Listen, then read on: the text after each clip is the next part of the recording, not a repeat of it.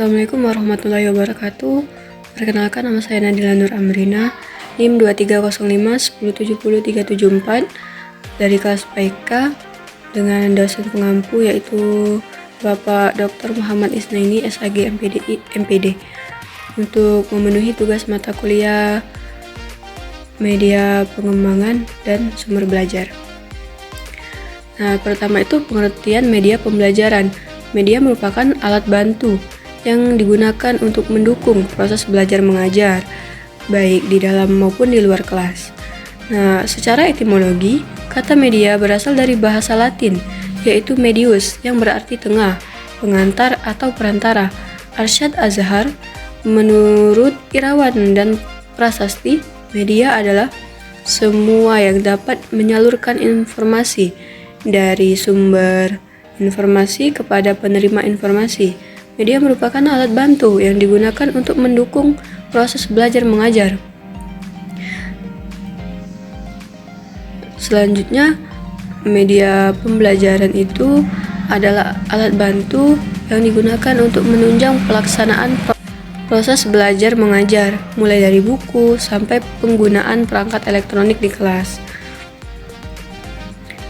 Fungsi media pembelajaran yaitu media pembelajaran sebagai alat bantu dalam pembelajaran.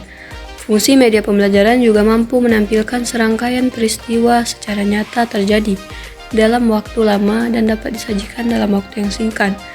Dan suatu peristiwa yang digambarkan harus mampu mentransfer keadaan sebenarnya sehingga tidak menimbulkan adanya verbalisme. Media pembelajaran berfungsi untuk menjelaskan atau memvisualisasikan suatu materi yang sulit dipahami jika hanya menggunakan ucapan verbal. Misalnya, penjelasan tentang siklus air, sistem pencernaan, ataupun sistem pernapasan pada manusia. Manfaat media pembelajaran yaitu menjelaskan materi pembelajaran atau objek yang abstrak tidak nyata menjadi konkret atau nyata. Yang kedua, memberikan pengalaman nyata dan langsung karena siswa dapat berkomunikasi dan berinteraksi dengan lingkungan tempat belajarnya. Yang ketiga, mempelajari materi pembelajaran secara berulang-ulang. Yang keempat, membantu siswa belajar secara individual, kelompok, ataupun klasikal. Yang kelima, menarik perhatian siswa sehingga membangkitkan minat, motivasi,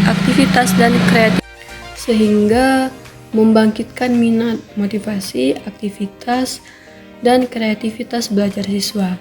Manfaat media pembelajaran bagi siswa itu, siswa bisa lebih memahami materi yang disampaikan pengajar, pembelajaran lebih menyenangkan dan mudah dimengerti, kualitas belajar siswa meningkat, dan juga proses belajar dapat dilakukan di mana saja, mendukung pembelajaran mandiri atau otodidak. Manfaat media pembelajaran bagi guru yaitu memudahkan guru dalam menjelaskan materi rumit. Metode pembelajaran yang digunakan bisa lebih bervariasi. Efisiensi dalam penggunaan waktu dan tenaga dapat lebih mudah memfokuskan perhatian murid pada materi yang sedang dipelajari. Dan terakhir, menata suasana kelas agar lebih hidup dan interaktif. Selanjutnya, pengertian sumber belajar. Sumber belajar adalah segala sesuatu yang dapat membantu proses belajar, seperti bahan, orang, lingkungan, dan aktivitas. Sumber belajar dapat digunakan secara terpisah atau gabungan. Manusia, orang yang menyampaikan pesan pengajaran seperti guru, konselor, atau administrator.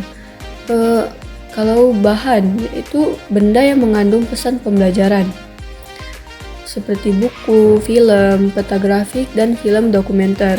Adapun lingkungan yaitu ruang dan tempat terjadinya interaksi sumber belajar dengan peserta didik seperti perpustakaan, ruang kelas, dan museum.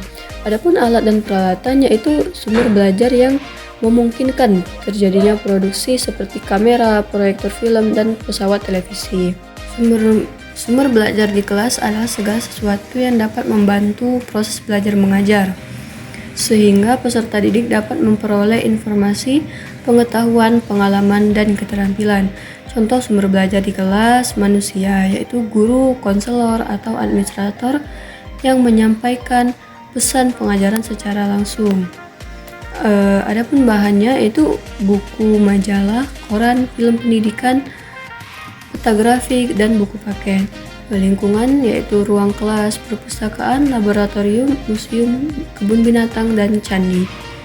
Alat dan peralatan, kamera, tape recorder, proyektor film, pesawat televisi, dan pesawat radio.